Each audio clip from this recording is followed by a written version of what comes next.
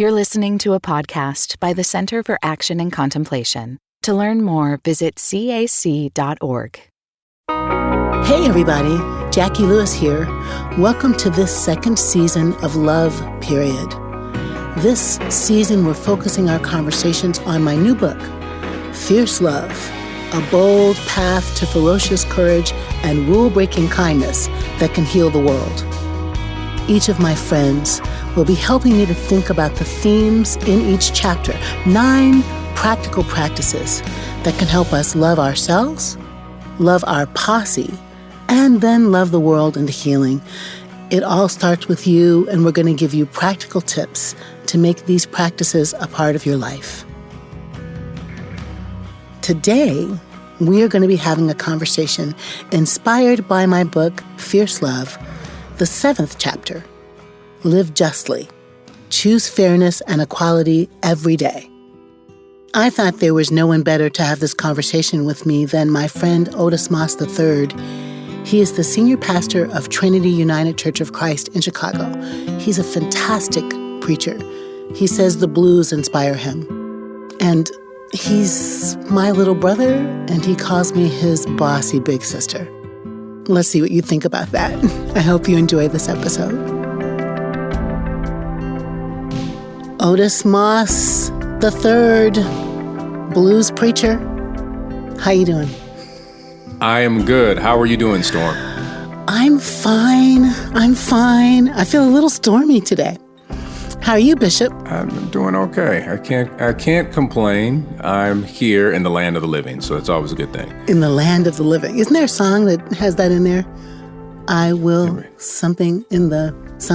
I will reside in the temple of the Lord in the land of the living. Something, I don't know. Hi. Why are you Bishop and why am I Storm? What's that about? Okay, so let's, for those who are not familiar, let's pull it on in we here. are a part of the Auburn Fellows program.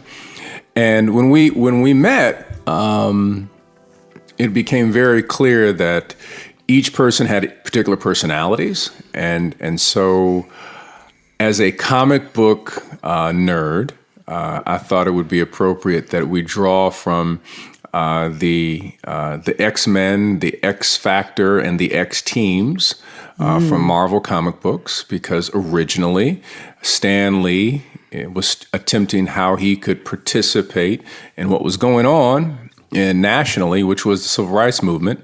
He wasn't going to get out there on the street.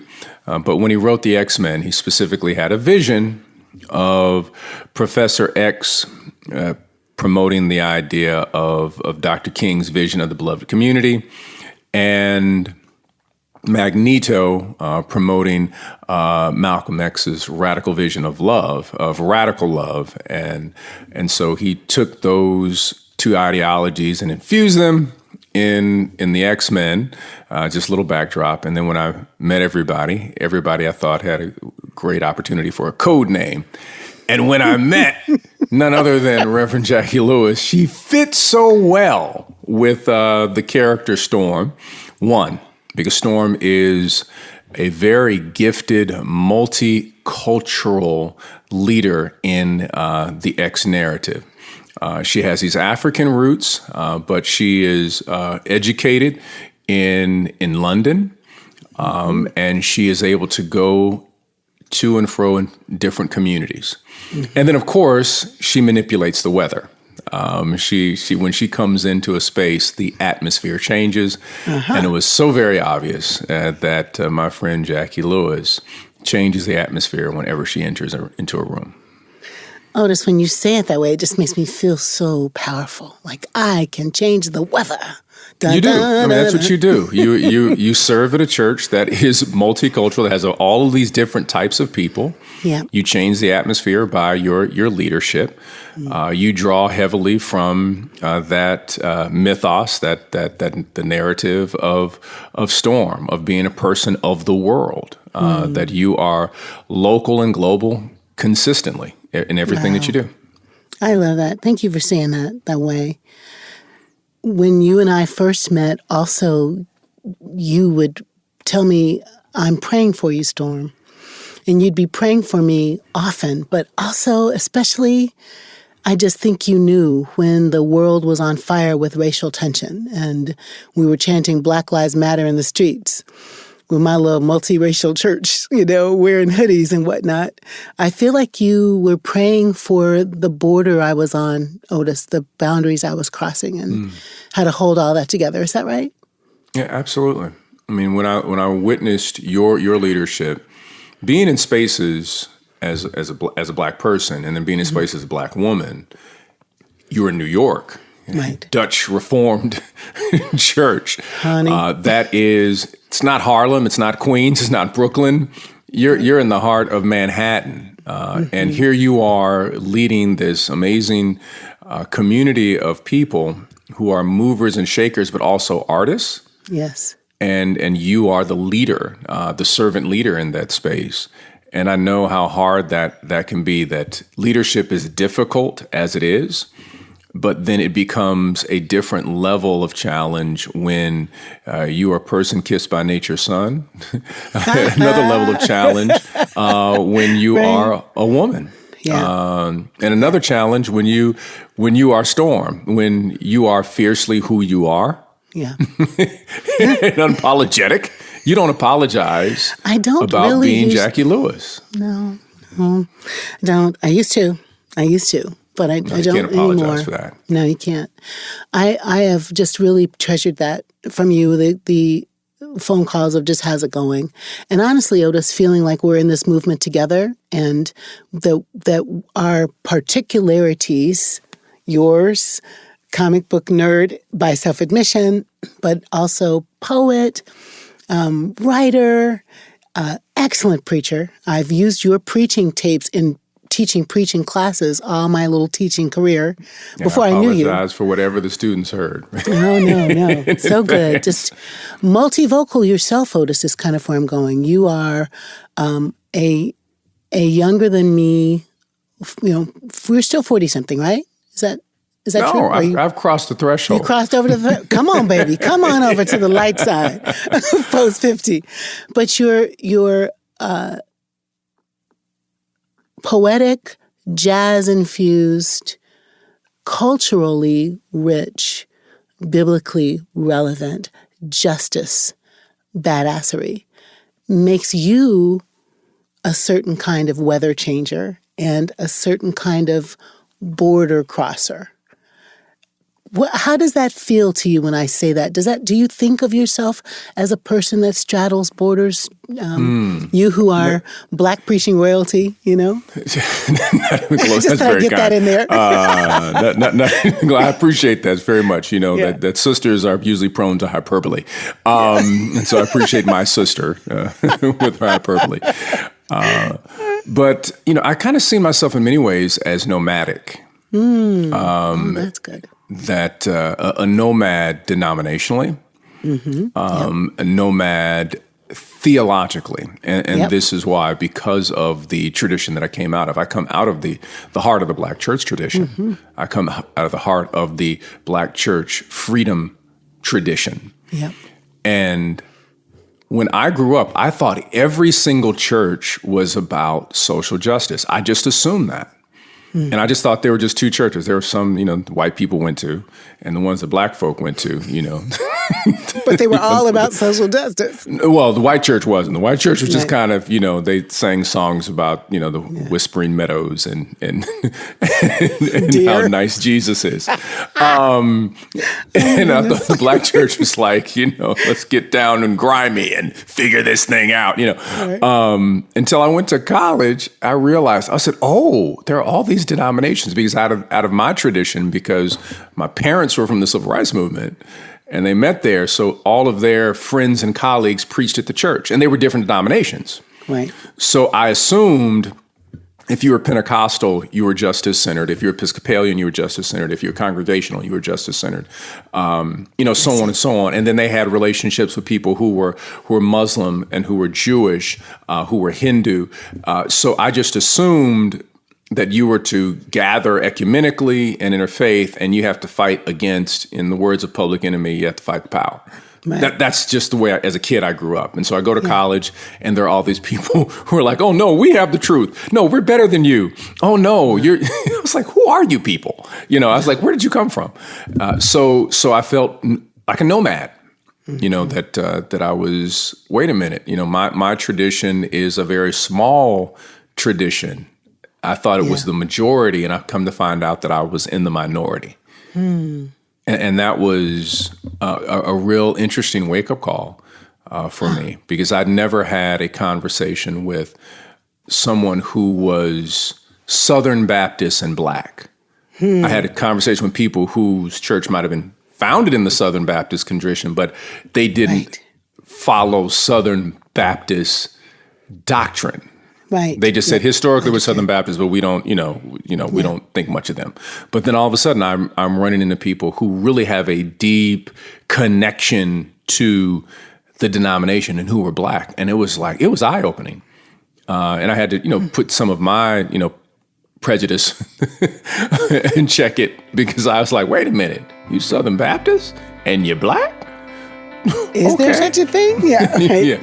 Yeah, I said, you can be from the South and be Baptist and be Black, but you hold on to the tradition, that I said, didn't they put us, they wanted to keep slavery, right? But anyway, that was just kind of me. Well, not just you, that would be me too.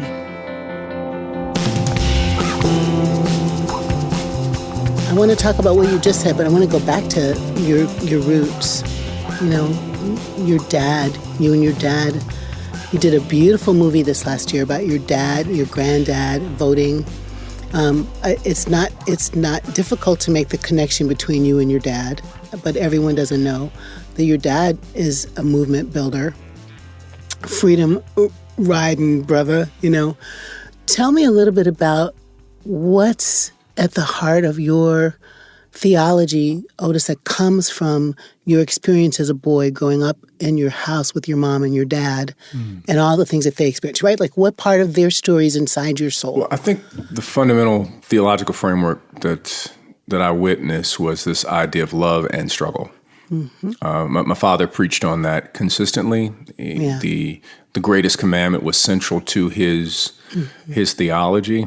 He was out of that Black Southern faith tradition that believed that there is struggle, that you have to engage struggle in everything. It's not just struggle against systems, that a seed bursting from the ground must struggle. A bird coming out of an egg must struggle. That to become a butterfly, you've got to press your way out of the chrysalis. He shared that because he comes from that rural background. He said that's the way life is, and in that struggle is when you develop your wings, or as the story goes, that the butterflies that do not survive are butterflies that have a weak chrysalis or cocoon. I know for those who are technical about it, I'm supposed to say chrysalis and not cocoon, but most people know cocoon. But anyway, and they said that if it's easy for the butterfly to get out, that butterfly will die immediately. Wow. Because there's not enough blood that has gone to the wings. What? But if it's difficult for the butterfly to get out, then more blood is pumped into the wings and more color is infused in the butterfly, and they can make their trip to Mexico. and so those are the kind of rural Southern creation theological metaphors that I would grow up with. And my father would share those kinds of things. My mother would share those ideas, and that love and struggle and love will be a part of your life, is if you keep love centered, and you will be able to make it through the struggle. And if you know that there's going to be struggle, it will never discount or marginalize the centerpiece of love. So they work together. Oh my gosh, that's so beautiful. I'm gonna a little bit butcher this quote from Dr. King, but justice is love correcting everything that stands against love. something like that. Yes. That feels yes. like it's birthed in that movement. You know, that sense of maybe I'm thinking about birth pangs as a struggle too right now.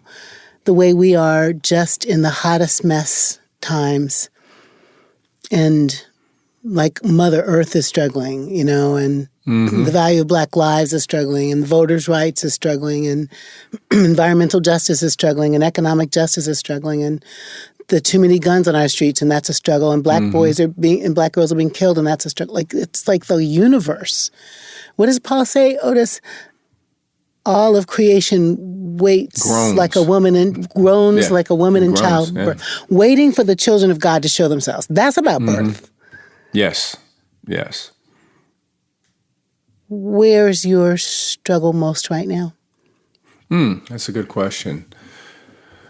I guess mine is always on the internal level in terms of, you know, trying to be authentically who I am in relationship to God. You know, I think that's a daily struggle because as Tillich talks about, you know, ultimate concern, that our culture will present idols that mask themselves as an ultimate concern. And in ministry, in any form of leadership, you're going to think that your schedule and your timetables and all these things are important, and they're not. And you got to keep reminding yourself that struggle for authenticity and who you are. You got to fight with every day so that you are not set off track. It's an interesting kind of thing that someone was sharing with me about maps, about longitude and latitude. And they said that if you're a few steps off, you know, walking, you know, 10 feet, walking 100 feet, you'll reach your destination. Right. If you're 1 or 2 degrees off trying to go to another continent, you won't make it. That's right. That's right. That's right. He said you've got to be exact. When the long haul, the small steps that are off can affect where you will end up. Yes. So you've always got to check your compass. Oh, this is and a I think preaching that's moment. what I struggle with all the time. It's like I got to keep checking my compass to see if you are heading where you authentically should head, being called where you authentically are called, to get to see what the end's going to be. I'm taking it one step further. And people will tell you where you're supposed to be called and what you're supposed to be doing. And you may not, you know, that may not be your piece. I'm pretty sure you experience that all the time. We need you here. You're Jacqui Lewis. You know, you need to do this. You know, you represent this group. And it may not be authentically what you've been called to do, nor can you be most effective when you are living in the shadow of someone else's desire for you and not what God demands and desires for you. Well, that resonates. I feel like you know me enough to know, with my weather changing behind, that I will run into every fire, into every storm, into every moment. And sometimes I'm not so good at, that's just not mine. Someone else could do that part, and I should just go over here. I'm really not that great at that. I think you know. How do you, in a world that is calling out for prophetic voices, Otis, around justice issues, fixing the world, healing the world, tikkun olam, what's your practice? Do you have a practice of how you listen to what God is saying? How do you get there? Yeah, you know, mine has always been I'm very much a Thurmanite, Howard Thurman. For those who are listening, I'm a huge Thurman fan and disciple of Thurman's techniques. And because I went to Morehouse, and because of my father and my mother, they were highly influenced by, both of them were influenced by Howard Thurman.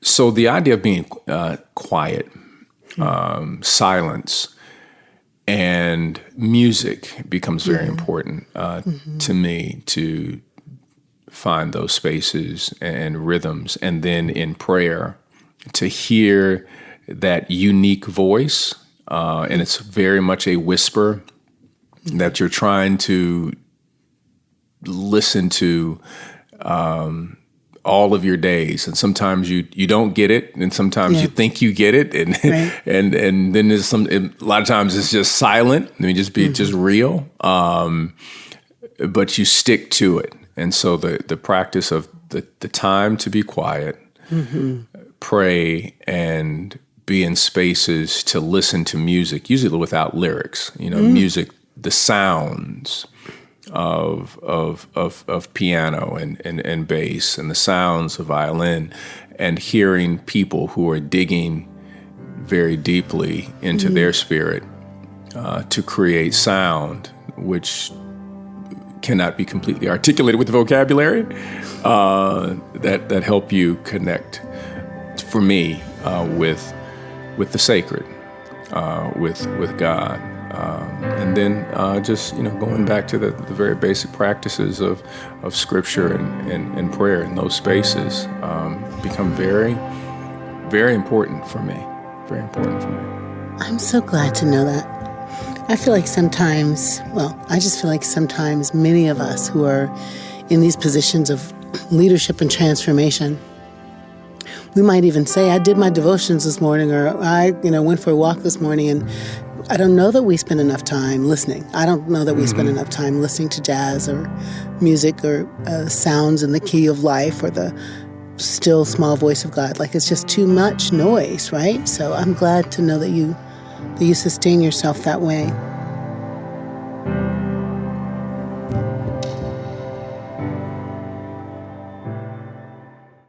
Many of us feel increasing anger at injustice, violence, and indifference in our world today. Join us March 14th for What Do I Do With My Anger? An online gathering featuring Richard Rohr and Brian McLaren. Learn ways of transforming anger into loving action, inspired by Father Richard's new book, The Tears of Things. Register today at cac.org/anger. That's cac.org/ANGER.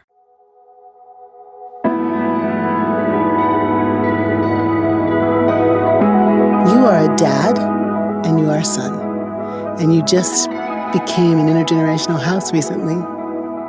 I can always feel, Otis, the way your parents have brought Thurman, brought ancestors, brought God talk to you that formed you. What would your children say Daddy brought to them about living justly, everyday acts of, That's the good question, isn't it? Wow, yeah. Wow, that's deep. Yeah. Oh, man. I would hope that they have developed the framework of how to practice this idea of living justly. And in certain instances I've witnessed, my children, that this did not, they haven't done this in vain. I came downstairs one time, went to the basement, and I was looking for Elijah, and I couldn't find him. I was like, where'd he go? And then I looked around the corner, and he was praying. Wow. And then after he prayed, he then spent some time being quiet to meditate. And he had a journal next to him. Huh. And he was writing his thoughts and his gratitude in the journal, which is something that wow. He comes into my office and he sees I've been journaling for forever, just writing things down, and I have these pens, these fountain pens that I like to use. your pens. They write a certain way. I just like the way the fountain pens write, and he picked that up, and it really blessed me that there he was praying, he was meditating, and he was writing in the journal, and in his room. He's stolen a lot of my books, but and I used to do the same thing as a kid. I take my father's books and put them in my room. And say, here are the books that I'm gonna take a look at. Here are the books I'm gonna read. And he had some of my books, and then I saw his library of books that he had purchased. So there's this King section. Oh. There's this Robert F. Kennedy section. Wow. There's a JFK section. And then he's in theater arts. So there are all of these pieces in and around theater arts. And then he calls me, he's at Morehouse now. Then he calls me the other day and he says, "Dad, man, I just read this sister by the name of Bell Hooks. You ever heard of Bell Hooks?" And I fell out laughing. I said, "Yeah, she's bad." She said, "She's bad. She's bad. Oh, Dad, this is amazing. I've never read anything like that." And then this other sister, Octavia Butler, who she's like, "Yeah, I do." Yes. But what was interesting, I had the same reaction. Yeah. When I was in college. Yeah, right. And so it's just been interesting to see, and then to watch my daughter as she's in her senior year, as she has now integrated the practices of music and needing her silence. And she's an artiste, she's the artistic one in our family, where she has now infused by, I really like this Kende Wiley pop, that this guy can really, really do it. I like his style, and break down, the process of what it takes to do something artistically, and that becomes a form of practice for her. Oh, so, it just seems. I'm really excited for our children, for the possibilities. Elijah, he's in college. He'll soon be out, very soon. And then Michaela, who is about to step into school, and she's bringing these spiritual practices of, I'm a child of God. Art is a gift. It's a way in which to express one's gift in relationship to God. And to see a 17-year-old do that is quite remarkable. That must make your heart beat fast. That's so cool. I love that. Yeah, they're good folks. They're good folks. They're hilarious, but they're good folks. Well, their dad is good folks and is hilarious, and their mom is. So that seems hereditary. This quote, King quote, is coming back in my brain better. Power at its best is love implementing the demands of justice, and justice at its best is power correcting everything that stands against love. Seems like you're young. Isn't that beautiful? I'm like, I don't think we know that one as well as I have it. Yeah, but that's hot. That's really beautiful. Hot. Yeah, feels very Gandhi back here. Otis, when I was young, there was like nothing better in the world than watching my mother, whatever she was doing. Mm-hmm.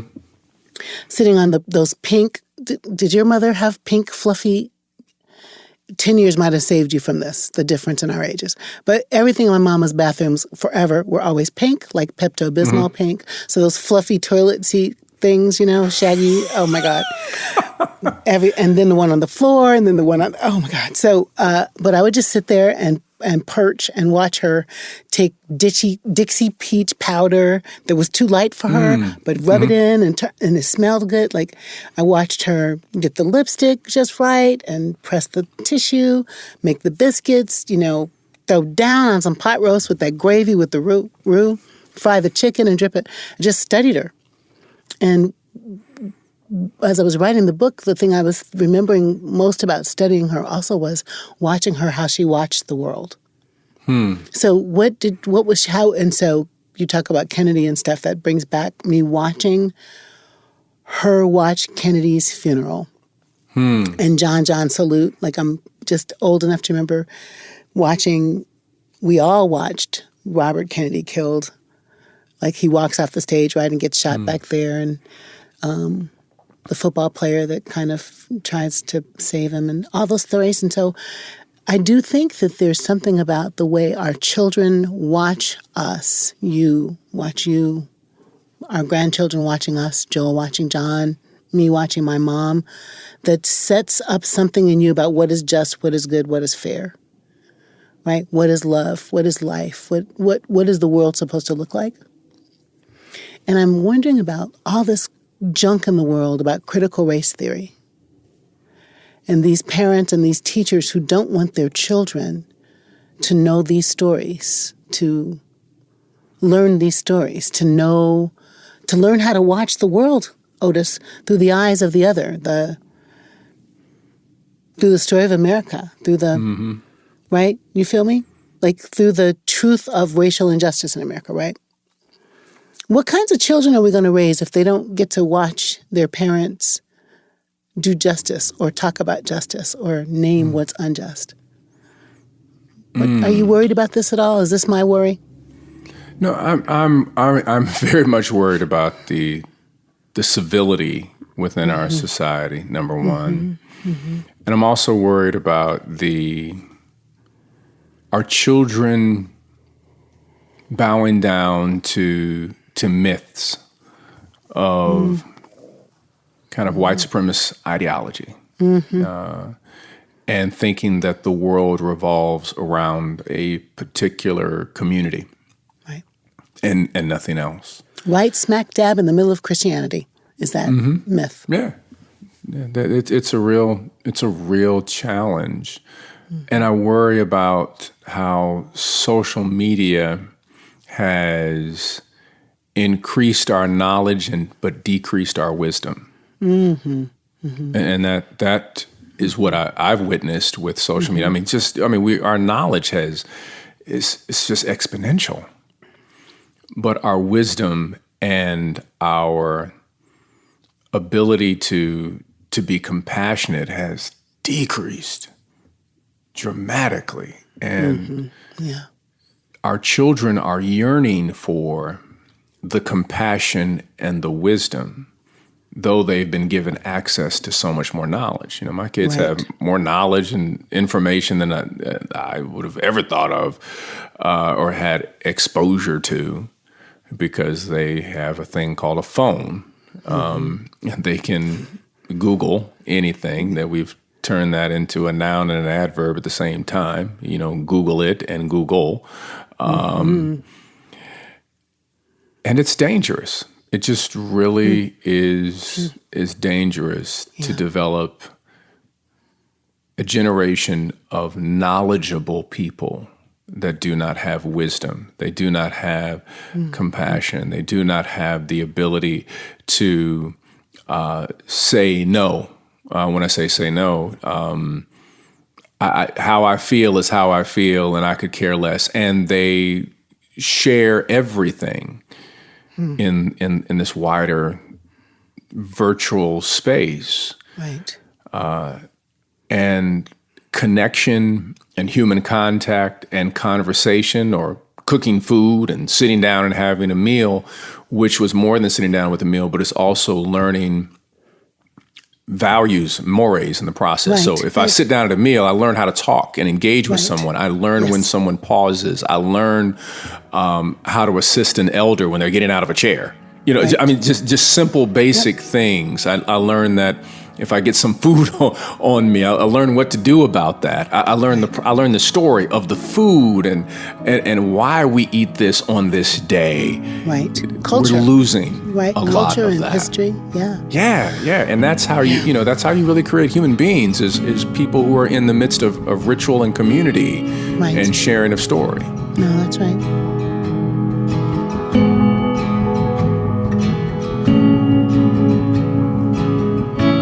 I was talking to some parents last night, parents of the Berkeley Carroll School here in New York that's like a K through 12 school in Brooklyn.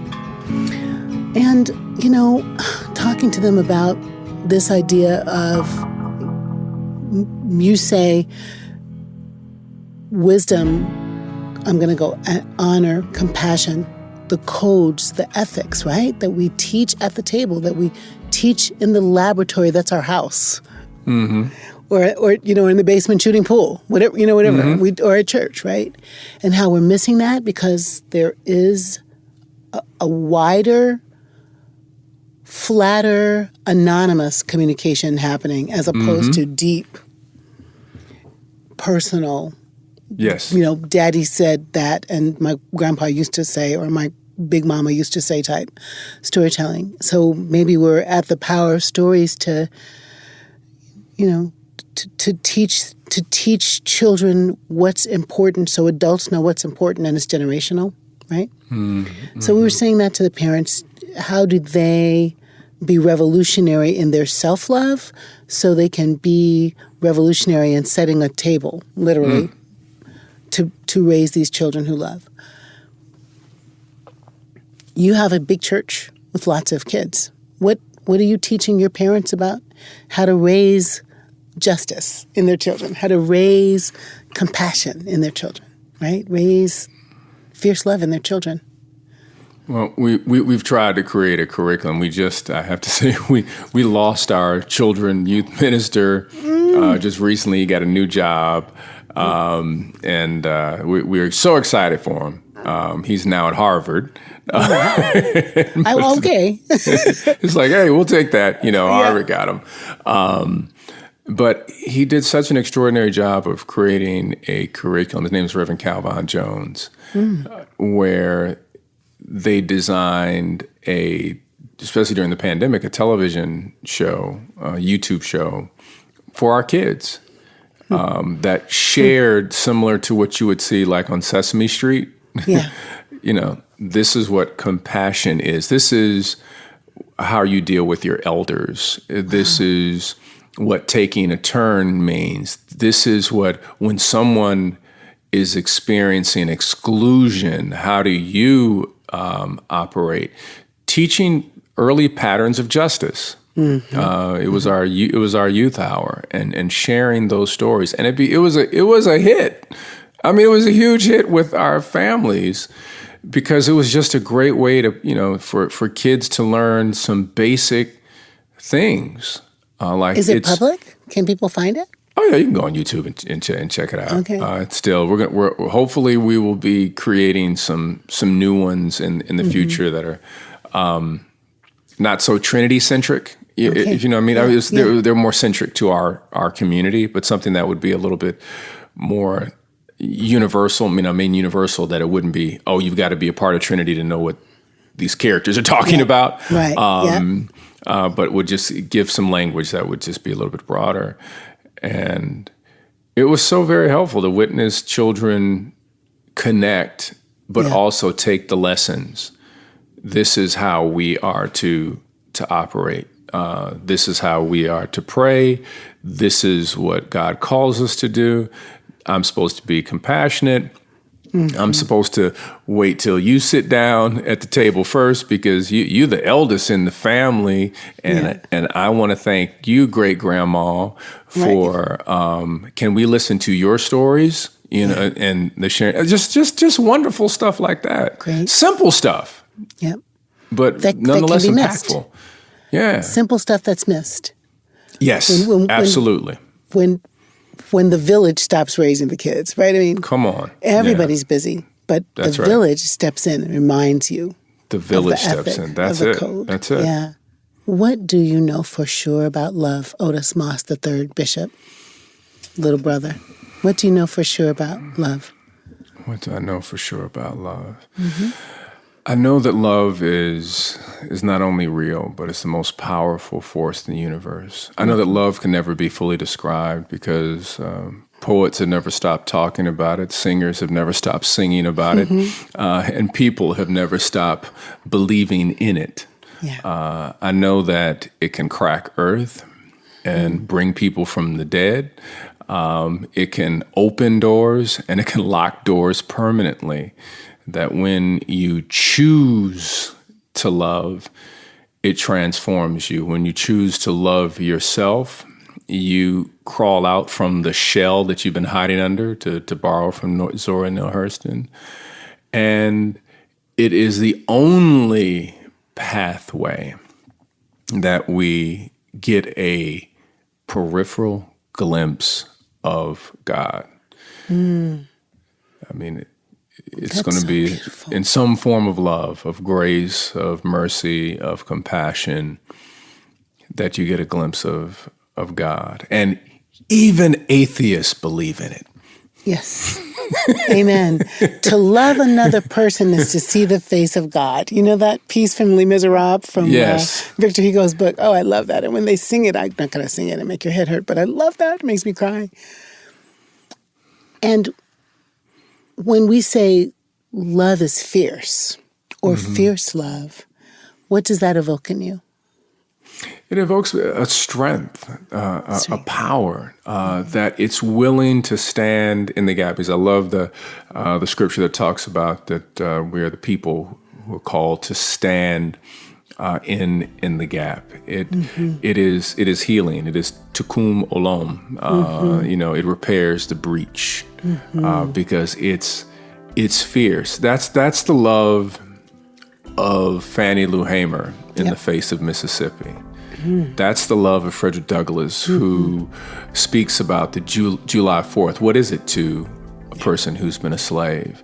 That's the love that after Harriet Tubman is hit with a 3-pound weight upon her head, she chooses to rise up and release 300 people from bondage. That's the kind of love that Ella Baker had when she said, I want to tell you, all you students, it's bigger than a hamburger. Don't think that we're fighting for you to eat a hamburger. Come on now. We are fighting for your dignity so that you can be fully human.